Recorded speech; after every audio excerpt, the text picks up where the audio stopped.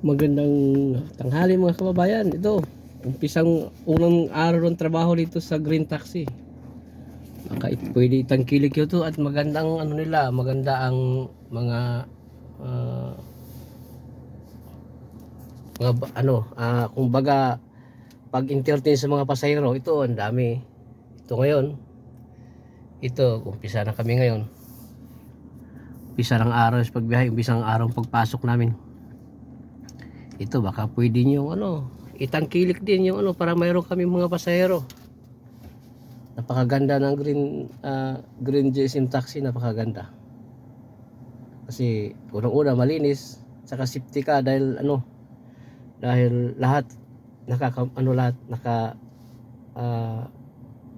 ah, kamera lahat, pati sa loob, malinis sa loob.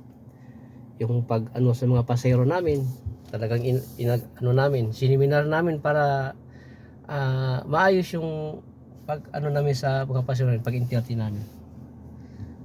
Nagkaroon kami seminar tungkol doon kasi para masilbihan ang mga pasahero ng maayos. Ito, ganda. Mayroon sa loob. Ito, sa loob doon, mayroon doon sa loob. Malawak ang loob dito.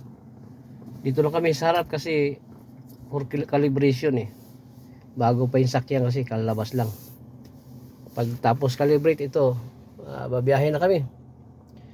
Kaya baka pwede kayo dyan tangkilik din nyo itong mga namin sa kumpanya na pinapasukan ko para naman magkaroon kami ng maraming pasahero.